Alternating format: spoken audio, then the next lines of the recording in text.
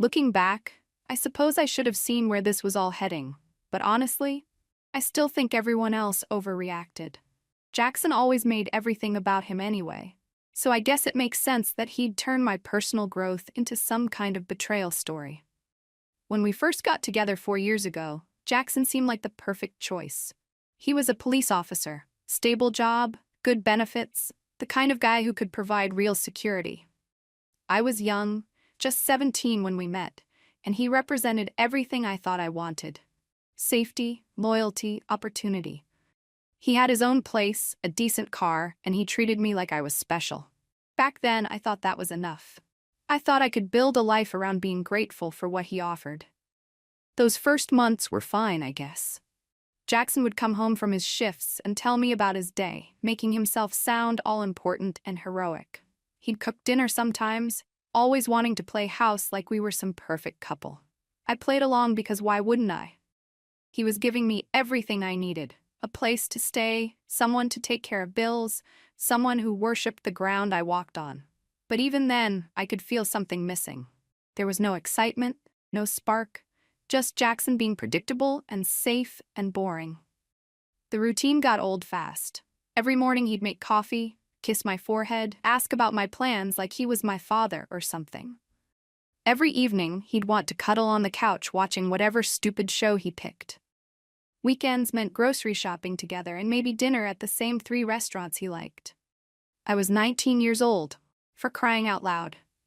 Was this really supposed to be the rest of my life?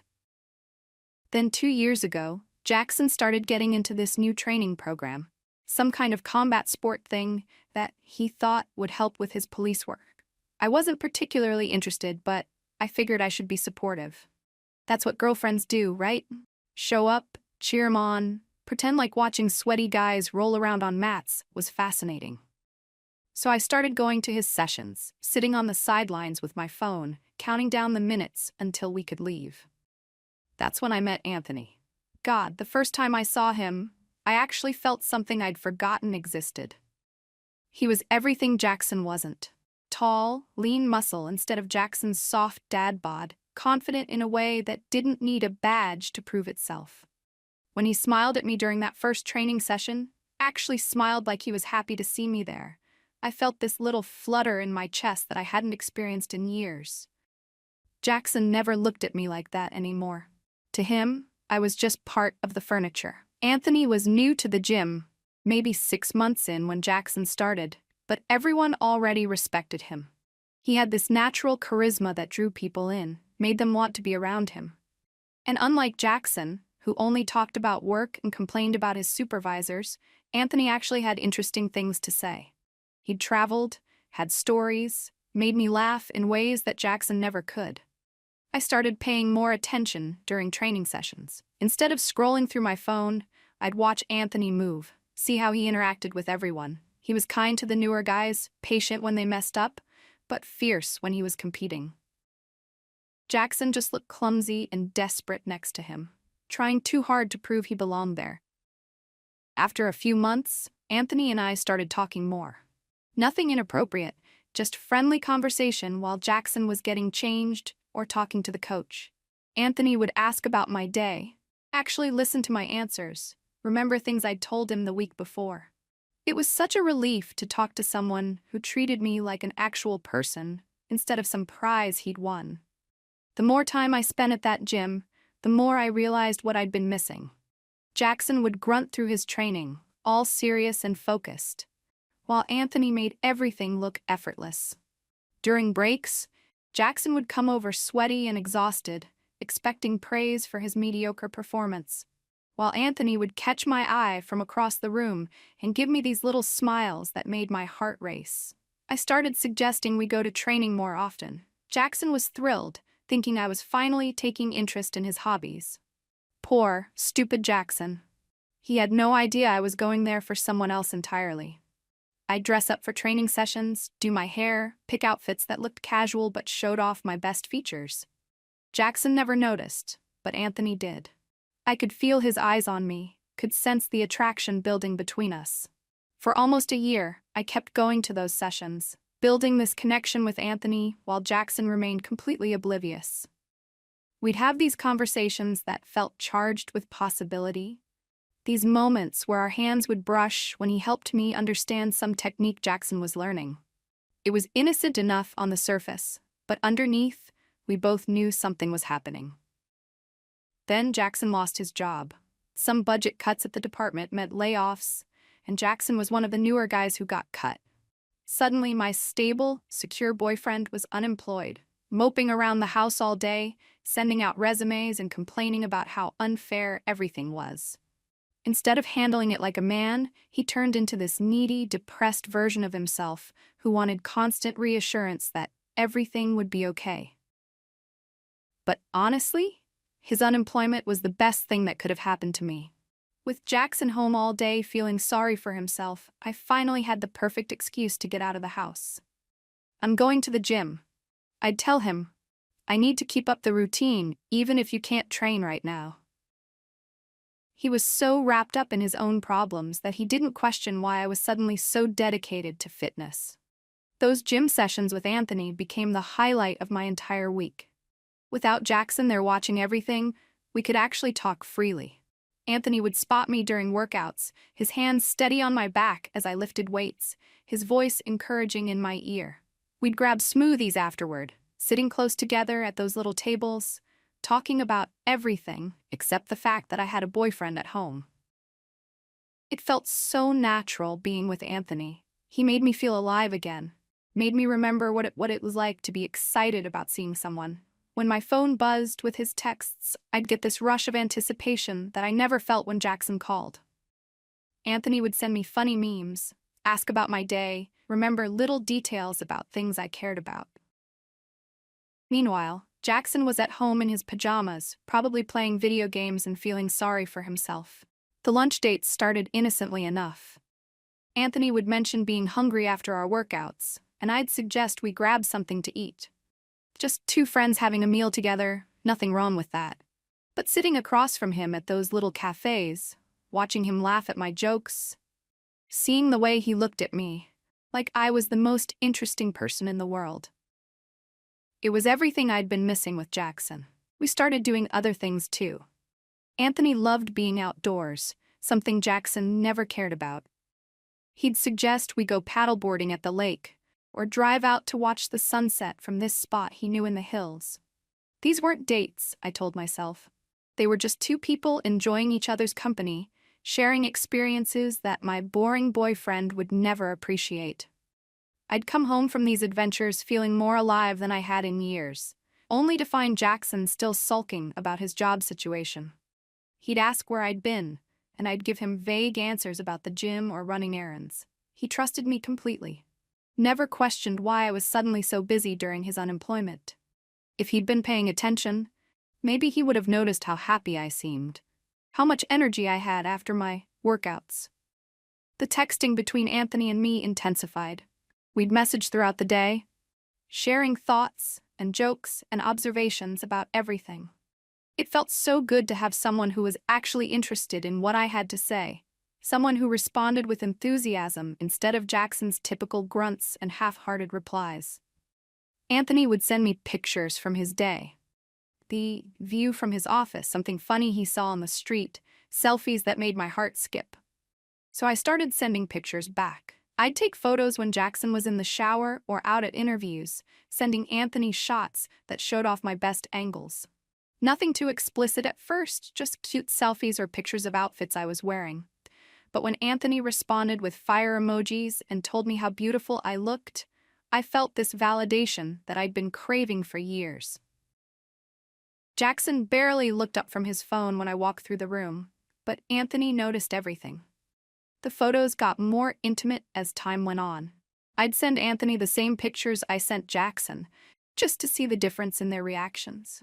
Jackson would respond with a simple nice or maybe a heart emoji, while Anthony would write paragraphs about how stunning I was, how lucky he felt just to know me. The contrast was impossible to ignore. I was living two completely different lives, and honestly, I was good at it. Jackson was so absorbed in his job search and his depression that he didn't notice how often I was on my phone, how much happier I seemed, how I'd started putting more effort into my appearance. With Anthony, I felt like the best version of myself. With Jackson, I was just going through the motions. This went on for months. Jackson eventually found another job, but by then, my connection with Anthony was too strong to give up. I'd gotten used to the excitement, the anticipation, the feeling of being truly wanted by someone. Going back to just Jackson felt impossible. I should have known Jackson would eventually figure something out. He was a cop, after all, trained to notice when things didn't add up. But I'd gotten comfortable in my routine, confident that I was being careful enough. I wasn't expecting him to go through my phone, wasn't prepared for him to piece together all those gym sessions and lunch dates and afternoon adventures. The confrontation was ugly. Jackson sat me down with this serious expression, like he was interrogating a suspect, and started listing off everything he'd discovered. The private messages with Anthony, the photos we'd exchanged, all those times I'd said I was running errands when I was really with him. Jackson's voice got higher and more emotional as he went through it all, like he couldn't believe what he was reading. Secret gym sessions, Jade? Lunch dates? What the hell is this? He was waving my phone around like it was evidence in a murder trial, his face getting red and blotchy the way it did when he was really upset. And you sent him the same pictures you sent me? How could you do this to us? I tried to stay calm, tried to explain that he was overreacting. You're being insecure, I told him. You're acting petty, and you never let me have any friends. Which was true.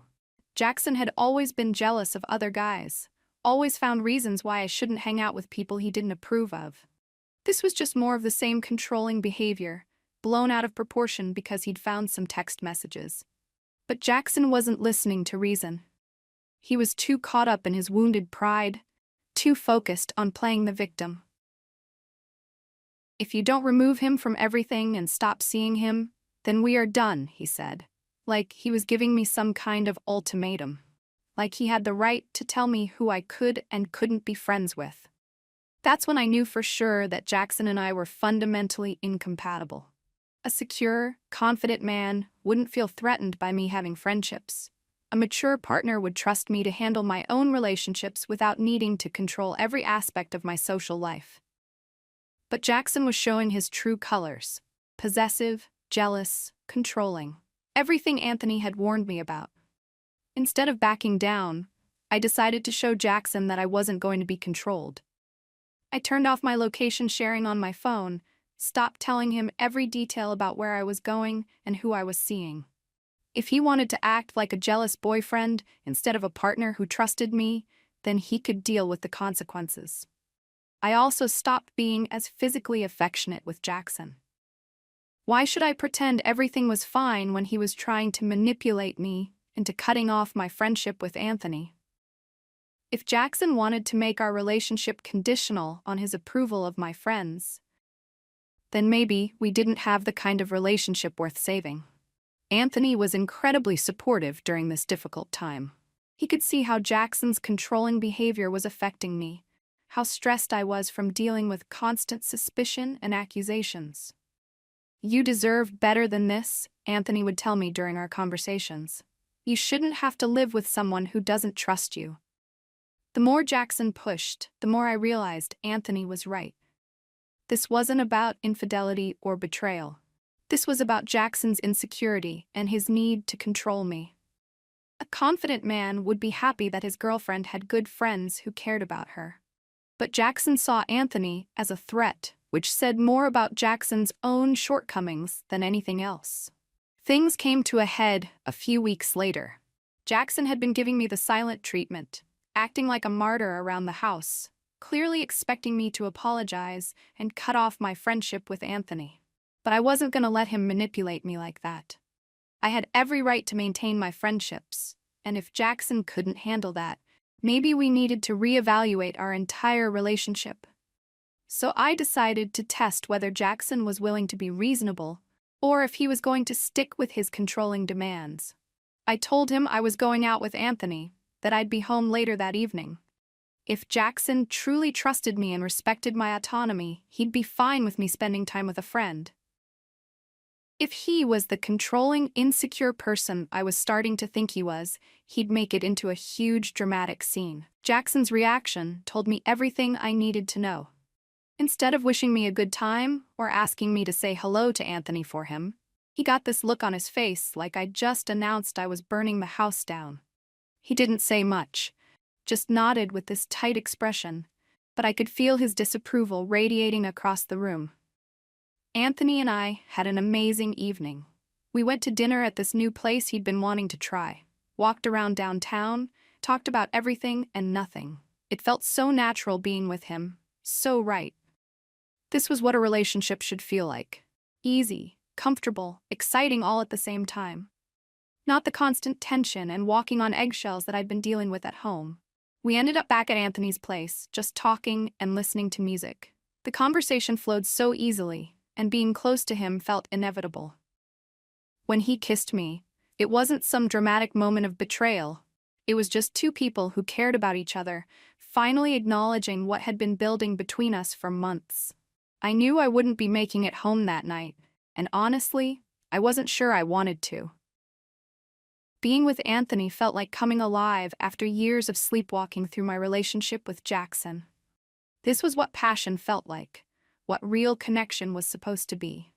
I sent Jackson a text around 11:30, just a simple, "we need to talk" message. I figured we could have a mature conversation the next day about where our relationship stood and what we both wanted moving forward. Maybe this would finally force us to address the real problems we'd been avoiding for years. But Jackson, predictably, couldn't handle an adult conversation about our relationship. Instead of meeting me halfway, he sent this dramatic message demanding I meet him at the park, exactly at 7 p.m., and threatening to block me if I didn't show up right on time. Like I was some kind of employee being called into the boss's office. When I pointed out that he'd originally said around 7 and was now being weirdly specific about the exact time, he acted like I was the one being unreasonable. This was classic Jackson, making everything into a power struggle, trying to control even the basic logistics of our conversation. Honestly, I was a little nervous about meeting him in person. Jackson had never been physically violent, but he was a police officer with a temper, and I'd never seen him this angry before.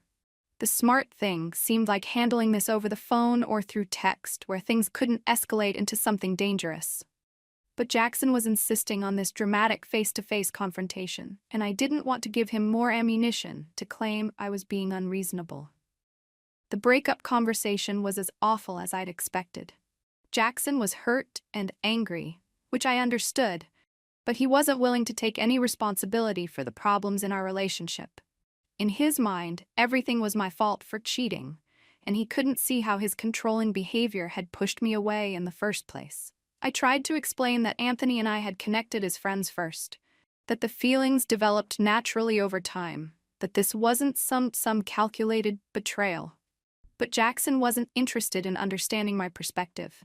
He just wanted to play the victim and make me into the villain. After 3.5 years together, I thought Jackson deserved an honest explanation of why our relationship had failed. But he was too emotional to have a rational conversation. Too focused on his wounded pride to consider that maybe we'd simply grown apart. Within a few weeks, Anthony and I were officially together. It felt amazing to finally be open about our relationship, to not have to sneak around or hide our feelings. We started posting pictures together, going out in public, acting like a normal couple. After months of secrecy, the freedom was incredible. Of course, Jackson couldn't handle seeing us happy together.